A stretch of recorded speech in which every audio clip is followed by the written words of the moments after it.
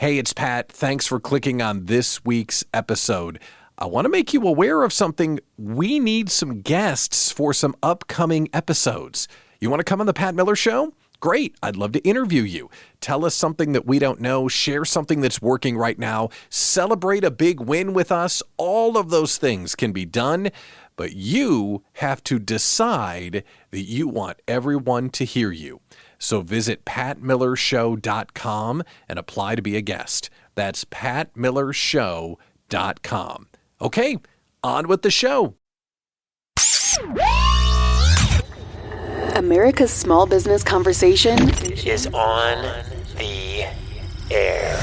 It's the Pat Miller Show. 1 hour exclusively for entrepreneurs. To work on your business, not in it. it's time to solve problems, Capture opportunities. and celebrate your wins. Powered by the Idea Collective small business community. This is the Pat Miller Show. Now your host, Pat Miller, the Idea Coach. Welcome to the Pat Miller Show, America's small business conversation. I'm Pat Miller, the Idea Coach. So glad you're back here with us again this week so we can continue to collaborate and grow our businesses together. On today's show, we are going to talk about networking, especially if you're not really into networking.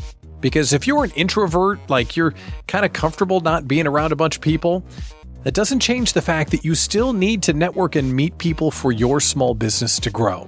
So we're bringing on a self-identified introvert to share how she has won the networking game. Elisa Ruer has some tips for you. We will also kind of lean into the idea that this is Memorial Day weekend with one extra day off. So maybe we should be turning our attention to taking time off over the summer. So how can we strategize and how can we automate our business so we can take time off? Our guest today, Angie Noll, will share the Clockwork System. It helped her take a month off of her business, a month of no work. Could you imagine? We'll talk to Angie later in the show. And, oh my gosh, big time. One of our keynote speakers for the Idea Collective Small Business Conference presented by Bank 59 coming up in November. One of our keynote speakers is on the show today. Megan Riley is the co-founder and CEO of Tippy Toes, which is a string of dance studios all across the country. She's our keynote speaker because she went on Shark Tank and turned Mark Cuban down. She's going to share at the retreat her lessons from Shark Tank and how that entire experience made her a better business owner. She'll also be the keynote at our retreat in November, so you'll get a chance to meet her later on in the show.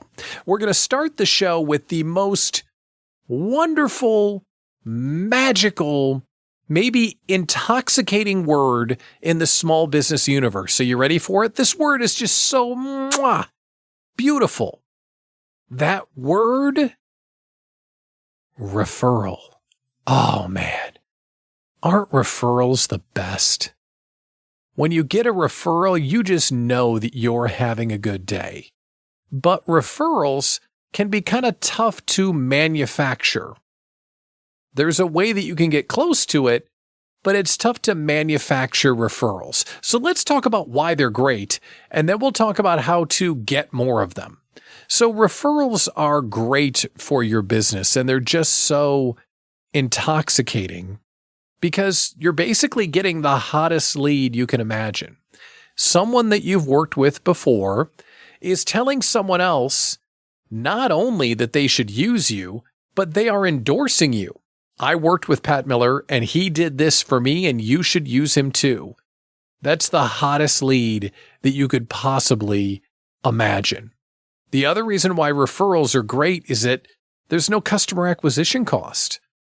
If you're out there marketing and advertising, you can see your ad spend and how many leads you got from that ad spend and compute how much it costs you to go get a new customer. Well, with a referral, hello, no cost whatsoever. And then the third reason why referrals are great is because it continues the relationship with someone who you've already done business with. You kind of keep that relationship fresh, and it gives you another reason to get in touch with them and love up on them. So you keep up your relationships. There's no customer acquisition cost, and it's the hottest lead you can imagine. That's why referrals are great. But building a referral program can be very frustrating because many referral programs lead to revenue sharing or some sort of cookie that someone gets if they refer them to you. It just can get sloppy and it's hard to track. And how much do you give away? And it can be tough to build one of those. So let's do the next big thing. The next big thing is to build your testimonial program. Now, the difference between a referral and a testimonial, a referral is, hey, Bob, you should use Pat because I did and he's great. Okay. But a testimonial is, hey, universe, you should use Pat because I did and he's great. Now, it's not a direct referral, but it is an endorsement, and they are super valuable because they can go anywhere that you need them to be. So how do you build a great testimonial program? The first thing you should do is be really sensitive around the timing when you ask for a testimonial. Someone taught me that you should ask for the testimonial as close as you can to the oh wow event of your service. So let's say someone hired me to host a brainstorming session for their team. And I know from experience that when we get together in a room and do the brainstorming, if it goes well, right afterwards, the client is just levitating. They feel like the smartest person on the planet because they brought you in to do the thing. That's the time to ask for the testimonial.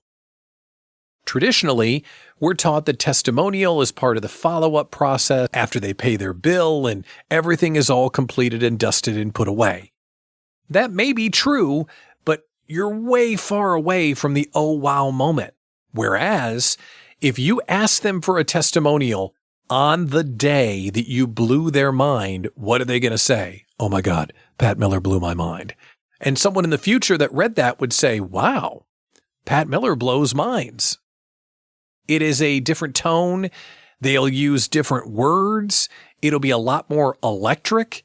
Always ask for the testimonial as close to the transformative experience that you provide as possible.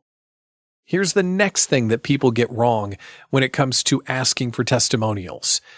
They will use their CRM. They will use an automated form. They will ask everyone the same way because it's part of this standardized process. Don't do that. Don't do that. If someone says something nice about you in an email, immediately reply and say, hey, can I quote you on that as a testimonial? If you're talking with someone on a Zoom and they're just going on and on about how great you are, ask them, hey, would it be okay? Could I record part of this meeting and then use what you're telling me as a testimonial? Basically, make it as easy for them to give you a testimonial as possible. And usually that's them saying good stuff about you when they don't think they're giving you a testimonial. You capture it. And it can be done in all sorts of ways. You go out for lunch and someone says a bunch of nice stuff. Go back to your computer, type it up in a paragraph and email it to the person and say, hey, I captured the stuff you said today at lunch. Could I quote you on this? And send them the paragraph. 99 times out of 100, they're going to say, absolutely, no problem. So make it easy and ask for the testimonial as close to the transformative time as possible. 2 more ways to get better testimonials, which are almost as good as referrals. Celebrate them. Whenever possible, take their testimonial and put it on social media, but don't just talk about what you did for them. Talk about why you like to work with them. I worked with Sally Johnson. She's an inspiration on these things. Her products are amazing. And here's what she said about working with me. Don't make your use of the testimonials all about you. Celebrate the client while they are celebrating you. And here's the last one when it comes to getting great testimonials. after it happens, when they least expect it, blow their mind. Surprise and delight them with a gift, a handwritten card, a thoughtful something. It doesn't have to be expensive, but it has to be thoughtful. Do that for them when they take their time and their credibility and put it on the line to tell the universe they should work with you. Referrals, they're great, but they're kind of hit or miss. They either come or they don't. But testimonials, they can be built. Hopefully these ideas will help you build a better testimonial program. All right, let's move forward with the program. In a bit, we're going to talk about taking an extended time period off from the business, a big old vacation. Angie Noll is going to teach us how she took 30 days off from her business. But coming up next, we're going to talk about networking for introverts with Elisa Ruer next on The Pat Miller Show. America's small business conversation continues next On The Pat Miller Show. Are you a woman who needs to protect and grow your business? Or do you have a secret dream to start one? I bet you do. If you don't have a lawyer on your side, you may be putting your family and personal assets at risk. I know. You might be avoiding lawyers because they seem overwhelming or intimidating. That's why you have to meet the team at Attain Legal Solutions, LLC.com. This all-woman team of talented lawyers are the most approachable, knowledgeable, and friendly team you'll ever meet. They exist solely to support women business owners who often go without the legal support they truly need. In 2023, they want to help 223 women create a solid legal foundation for their business. The first 100 women who mention this ad will receive over $100 off of their LLC starter package. Visit Attain Legal Solutions, LLC.com.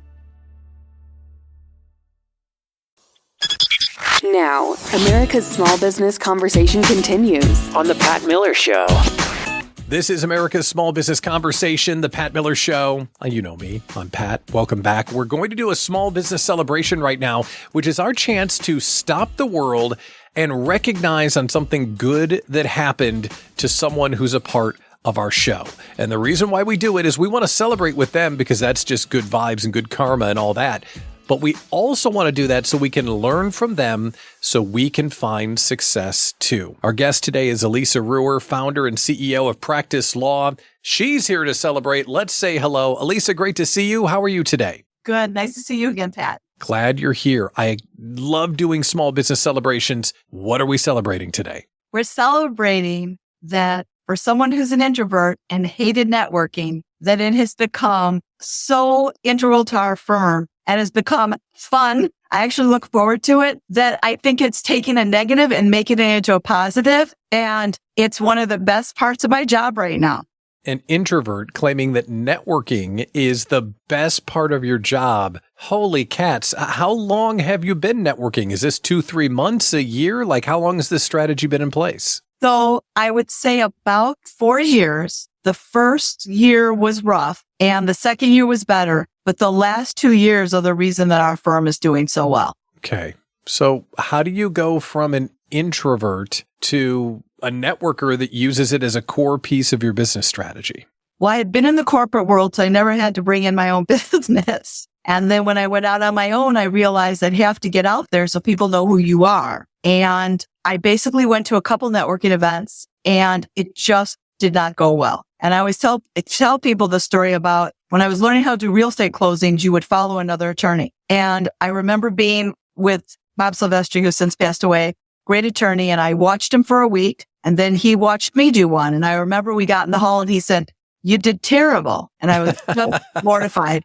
He said, "You're not me, Elisa. You have to be you." And so I started being me. He watched me do the next 4 and suddenly I was amazing at them. It went great. I had a great time because it was me. I wasn't trying to copy him. So when I started networking, I was kind of watching the other people and seeing what they were doing and it just wasn't working. And I remembered leaving one of the events and it was a breakfast event. And I was in the car. I thought for some reason that came back to me like, maybe I should just be me and see how it works because people, not everyone's going to like you. Not everyone's going to love you.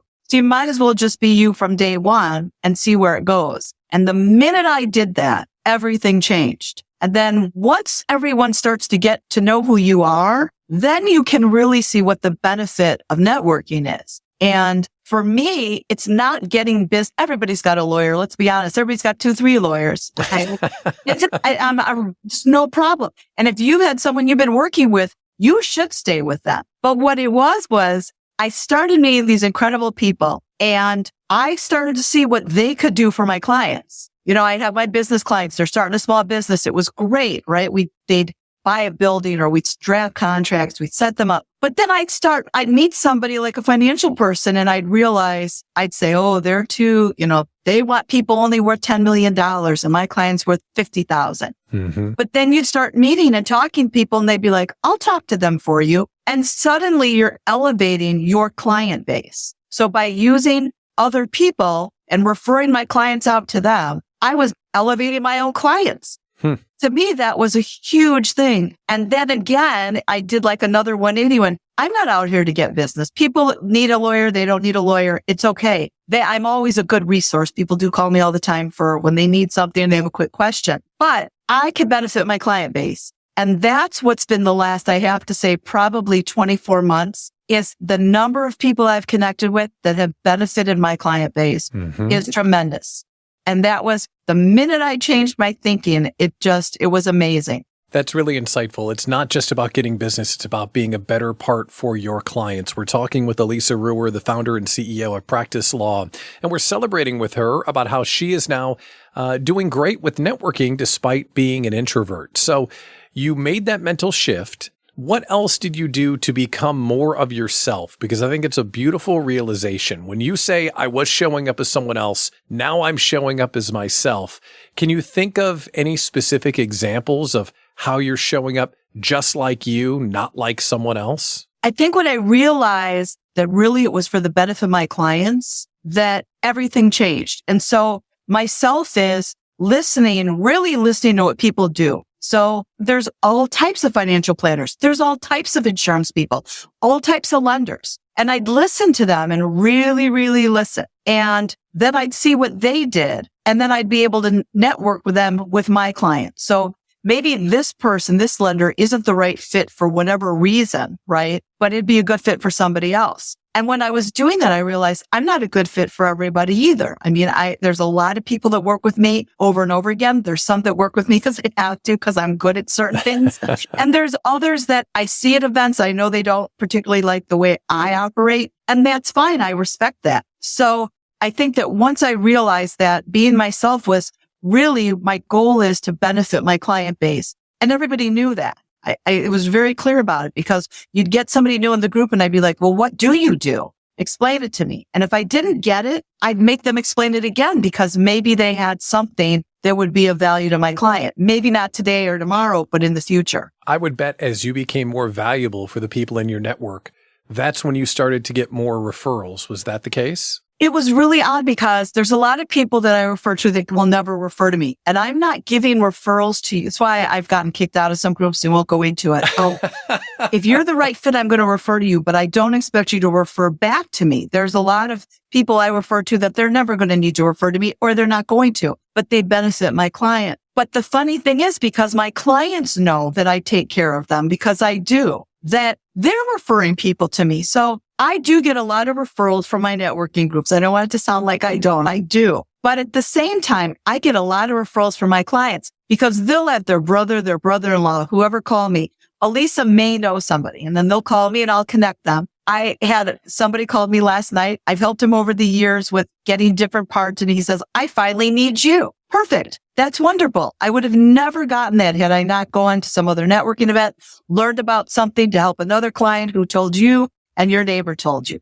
And the people who say, oh, it's the long game or the long term. It's not a game. It's just a matter of putting yourself out there and learning what you can do to be better at your job or what you do, which I've learned a lot about that too. I've learned a lot about what people like and don't like, but about how can you benefit the people you're serving. It's also just about how do you want to be known and how do you do business? It doesn't have to be a game. It doesn't have to be a referral source.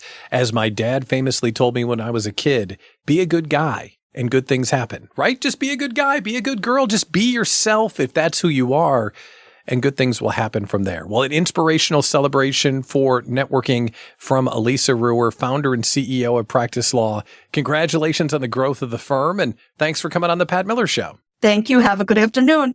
I just love that we're having conversations out loud about how introverts are different than extroverts, because they are different. And you know what? They can business with the best of them. They just have to do some stuff differently along the way. So Elisa, thank you for sharing the information. I know you helped a bunch of people. Coming up on the show, we're going to talk about taking an extended time off from the business. Not because of health reasons or something bad happening, but planning it on purpose. What if this wasn't a 3-day weekend? What if you were off for 30 days? Our next guest, Angie Noll, did just that. We will ask her, how did you do that? And we'll learn from her coming up next on this edition of The Pat Miller Show. America's Small Business Conversation continues next On The Pat Miller Show. Developing your business is a journey, so make sure and bring along a trusted sidekick. As your business grows, Sidekick Accounting will be there. Sidekick Accounting's core services help take the confusion out of bookkeeping, tax preparation, and tax planning. Who's going to keep track of all those pesky receipts and invoices? Well, Sidekick Accounting has things covered as you grow your version of business success. So whether your small business is a side hustle or a conduit to freedom and owning your own business in time, get in touch with a trusted sidekick, Sidekick Accounting. There are expert advisors waiting to hear from you now. Feel free to call or send a text message to 414-310-7689. That's 414-310-7689. You can find them on LinkedIn, Facebook, and Instagram, or visit sidekick-accounting.com. Remember, developing your business is a journey, so bring along a trusted sidekick. Krista Morrissey for Choices Coaching and Consulting. Do you know where most small businesses go wrong? They invest in everything except their leaders. But through strong leaders comes strong business. Are you doing it wrong? Most small businesses focus on production and numbers. Production and numbers come through strong, resilient leaders. And strong leaders strengthen culture. They strengthen your resiliency and they strengthen your bottom line. I develop strong, resilient leaders who will drive your business. It is time for you to refocus your investment. Go to choicescoachingconsulting.com and let's you and I start the conversation now before someone else invests in your leaders. When you invest in your leaders, you invest in the bottom line of your business. Connect with Krista at choicescoachingconsulting.com. Act now. Krista at choicescoachingconsulting.com. now. America's Small Business Conversation continues On The Pat Miller Show. Welcome back to the Pat Miller Show. This is America's Small Business Conversation. And if you're listening to the show on the weekend, working on your small business, not in it, I know that you're trying to make your dreams come true. The problem is when we're really focused on trying to make our dreams come true, we can slip up and get burned out. And we can kind of lose it for a minute. And we could need a break. And I just want to paint a picture. What if you could take a month off and everything worked the way that it should? Wouldn't that be epic? Well, we've got the person that can teach you how to do that on the air today. Joining us is Angie Noll. She's a profit-first professional and the founder of Reconciled Solutions. Angie, welcome to the Pat Miller Show. How are you today? I'm so excited to be here, Pat. Thanks for having me. I'm excited to have you here because you're going to teach us something we need to know. Getting control back in our business. You're a big believer and a practitioner of Mike Michalowicz and what he teaches. He's got a system and a book called Clockwork. Is that what you use to get your business under control and go on a month-long vacation? Yeah, I use the process, Mike's process called Clockwork. Everything in your business happens. All the business processes happen within a month. We have to bill people. We have to collect for work completed. We have to pay bills and rent and payroll. We have to do business development activities. all of that tends to happen within a month cycle of your business.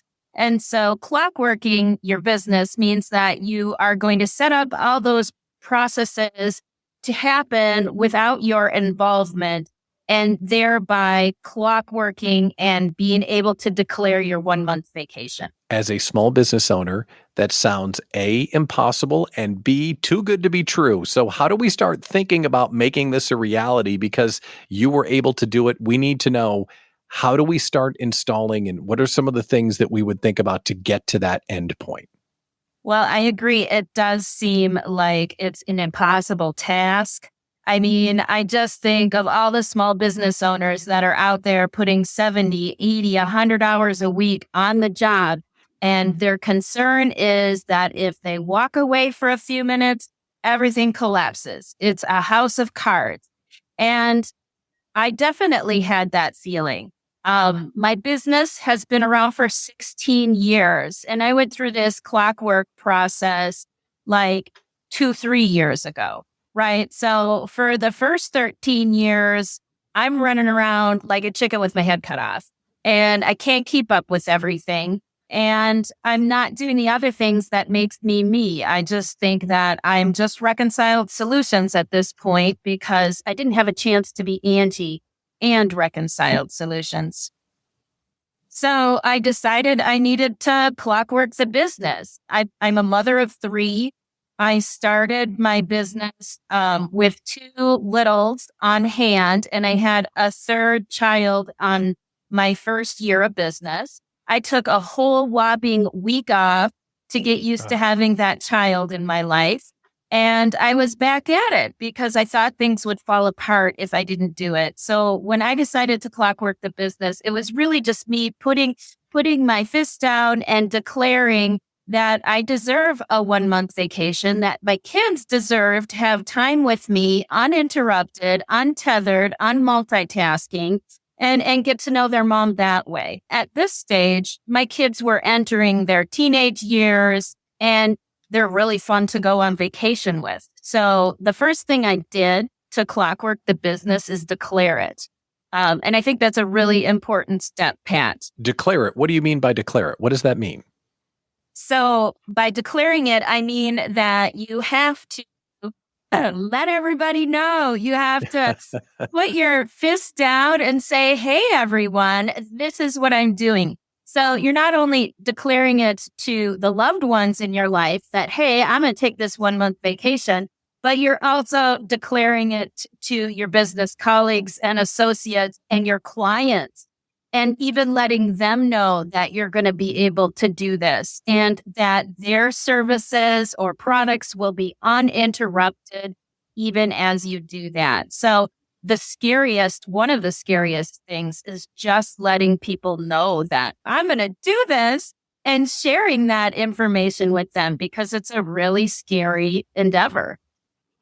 So getting our head around it and then declaring to everyone is scary, but now we have to do the work. So what are the next steps? Is this a way of thinking? Is this a way of staffing? What are the action steps that get us from declaration to a month-long vacation? I think there's about 1 to 2 years that happen from the time you've declared your 1 month vacation to the time it actually happens. And in that 1 to 2 years, you have to sit down with your staff and map out every single process in the business.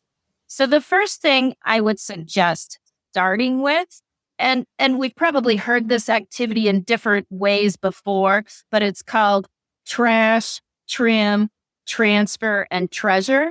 It's to take a look at all your day-to-day activities, what fills your calendar, what overflows your calendar, and decide on each of those activities if this is an activity that could be trashed and your business would still do fine without it. If it's an activity that could be trimmed down and narrowed in focus, perhaps it could be transferred to somebody else on your team. And the last one is treasure. And that's probably the most important one. Which activities do you treasure? You treasure the activities typically that you're the best at, that sing to your soul. And so that ends up being typically part of your queen bee role. The queen bee role of the company is something that's important, is the purpose of the company. It's the purpose of the company. And we all serve the queen bee. If I'm the owner, I serve the queen bee. If I'm the janitor, I serve the queen bee. Everybody has a part in serving the queen bee role. We're talking with Angie Noll, and this interview is especially for you if you're burned out and overwhelmed and you need to make the business something that's working in your favor that leads to a month-long vacation. We're talking about the Clockwork System, and we've gone from declaration to the installation of some of these processes, and you were leading into the queen bee role and how the queen bee role is the reason the business exists. How do you figure that out? Is that something that everyone knows you just need to distill, or is it something that can get lost in the shuffle? Oh, it sure can get lost in the shuffle. It's hard to figure out what the queen bee role of the business is. One of the best ways to do it is to think back to when you very first began this business and what were your expectations and your dreams. Those expectations and dreams are built on a foundation of purpose and what's important to you. And I think just tuning in to some of that purpose that we had when we first began is really powerful in identifying what it is that our business does that sets it apart. So it's identifying the sweet spot in the business where our processes collide with our price and collide with the customers that we can serve the best. All of that makes a lot of sense, but let's talk about the sweet finish. What were the results of going through all of this work, clockworking the business, and how did that feel? Well, it was really scary. I have to tell you, leading up to it, I was really scared. I got on my 1-month vacation, and that was scary too, because I'm a workaholic, and here I wasn't supposed to be working. And I remember I sent Tatiana a couple of texts that were like, how are things, this kind of text. And she's like, leave me alone. I have work to do. I don't need to hear from you. It was terrifying because I was so used to working so much and I was worried about it. So one of the things that I did, Pat, while I was on my 1-month vacation is I took my email, my Outlook off my phone. So I had that iPhone, tethered to my side like so many people do. And very fearfully, I knew that email was the problem for me. But I would say if your problem is, making phone calls or being on social media, take the social media app off your phone or, switch to a burner phone so you can't call those people for the month. You have to remove yourself from the business because by resting, we are really forcing ourselves into a higher level of thinking and presenting ourselves with new ideas that we never had time to think about before. So that was one of the very most important and scariest things that I did was to turn off my darn email and not have it on my phone at my availability. Now think about that. 1 month off from your business. It's possible if you use the Clockwork System from Mike Michalowicz's book, Clockwork. Angie Noll, she's a profit-first professional founder of Reconciled Solutions. Congratulations on your 1 month off, and thanks for joining us today on The Pat Miller Show. Thank you. It was so great to be here. The Idea Collective Small Business Conference presented by Bank 59 is happening in early November, and one of our keynote speakers is Megan Riley. She started a children's dance studio, franchised it across the country, and turned down Mark Cuban on Shark Tank. We're going to talk to her next. America's Small Business Conversation continues next on The Pat Miller Show.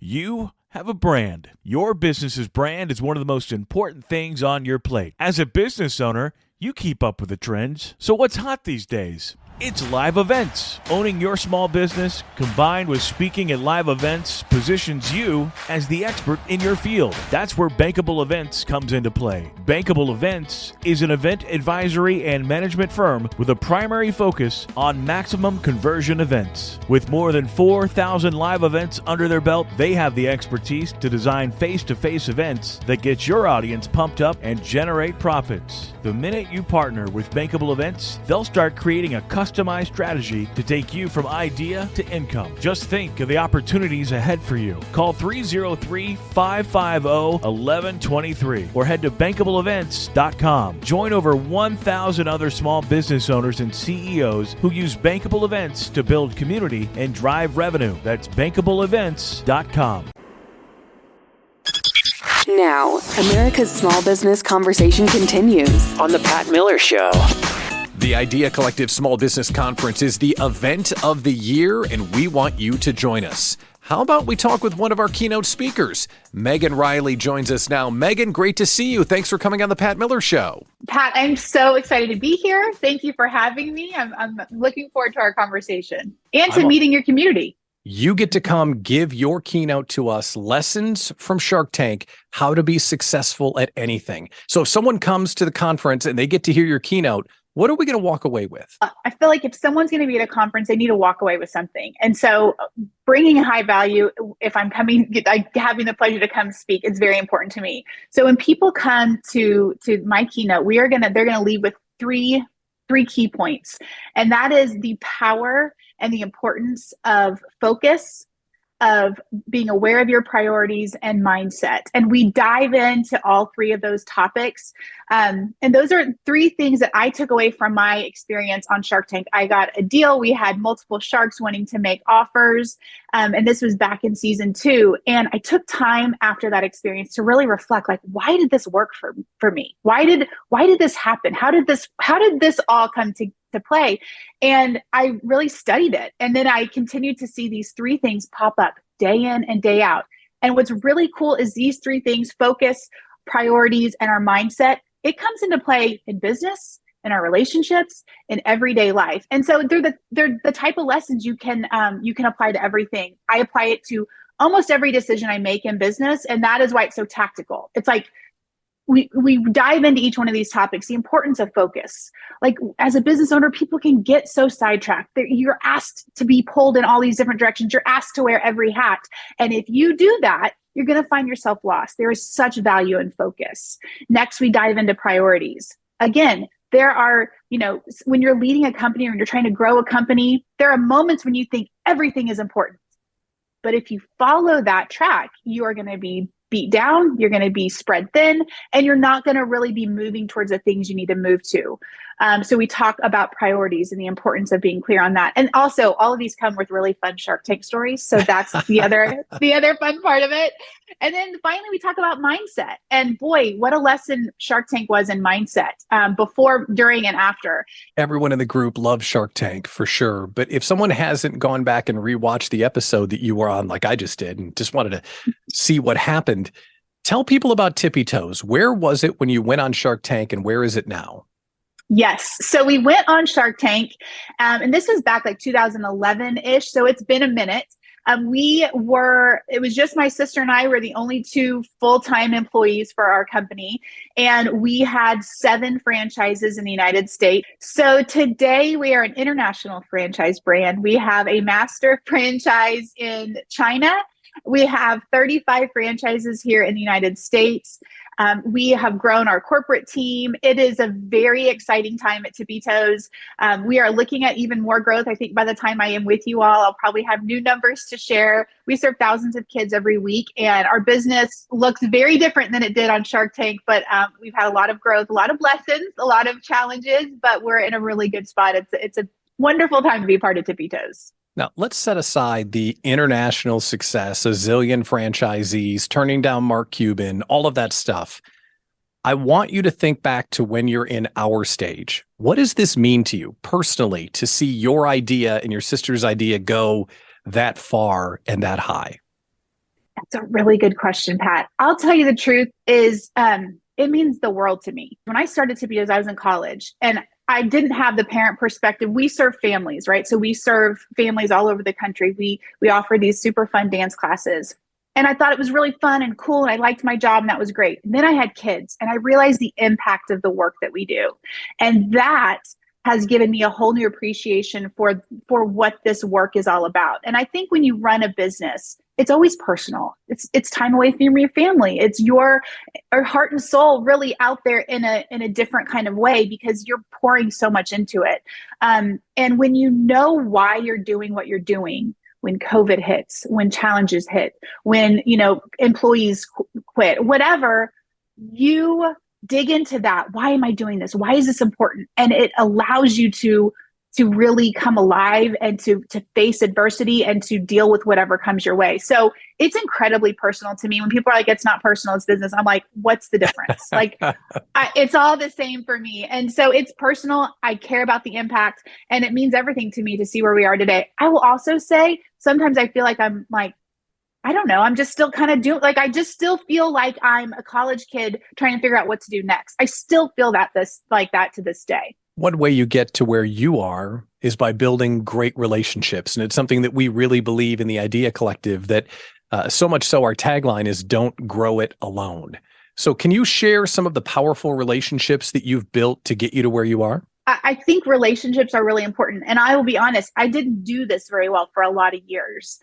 For a lot of years, I was kind of in my own bubble and doing my own thing and just kept my head down and was building the business and it was great. But I have seen really incredible things come into my life professionally because of how I've started to build relationships. So one of the things I did, I started a podcast. This is separate from my business, but I was like, I hear a lot about personal brand. I think I need to have a personal brand. And I was like, how am I going to do this? And I thought, okay, let me think about a podcast. And I spent really a lot of time trying to figure this out. I decided to start a podcast and I wanted to speak to the moms who've raised really successful, happy, extraordinary people. So I was going to, I called it Who's Your Mama? And I wanted to talk to the moms who raised these people. So I started to reach out to people over and over and over. I got ignored so many times. I got no so many times. Nobody wanted to talk to me. Like, what are you talking about? I sent a message to Jesse Itzler. He has started a marquee jet, Zico water. He sold a business to Warren Buffett, to Coca-Cola, to iFit. He's done a million things and he's an incredible entrepreneur. I sent him a message and he said, yeah, you can interview my mom. And I was like, oh my gosh, how do I do a podcast? I don't have a microphone. What am I like? As any entrepreneur can know, you'll figure it out when I don't know. And so he said yes. And I was like, oh gosh, okay, let me figure this out. And I did it. And he was like, after he heard the interview, he said, this is incredible. I've never heard anything like this. And that was 2000, I want to say 19. Now he's a friend. His wife is Sarah Blakely, the founder of Spanx. He said, I want you to interview my mother-in-law. I interviewed Sarah Blakely's mom. And Sarah sent me a text afterwards, Megan, this is incredible. You've got a knack for this. I love this. It was also after a lot of no's and a lot of trials of feeling like I can't connect with anybody. I don't know anybody. I don't have a hook. I don't have money. My parents don't know any people. Like I didn't, at the time, like I didn't have any of that, but I just kept reaching out and putting myself in front of people. And that's really priceless. You can't buy that. In the Idea Collective, we believe we're building dreams, not jobs. And when we cast our keynotes for the Idea Collective retreat, we look for people just like this. Owner, COO of Tippy-Toes, the host of a Who's Your Mama podcast, Megan Riley. I cannot wait to see you at the Idea Collective Small Business Conference in November. Thanks for joining us today. Thanks for having me. I'm looking forward to it. Learn more about the conference and get your tickets at smallbizretreat.com. Thanks for listening to The Pat Miller Show. See patmillershow.com for more information on today's guests, events, and the Idea Collective small business community. A worldwide group working together to fight fear, inexperience, and isolation for small business owners everywhere. Join us next week for The Pat Miller Show. And remember, get clear, work hard, and never quit. Guests on The Pat Miller Show have agreed prior to appearing that they are receiving consultation and advice that they may or may not use at their own risk. No part of the show should replace accounting, tax, or legal advice.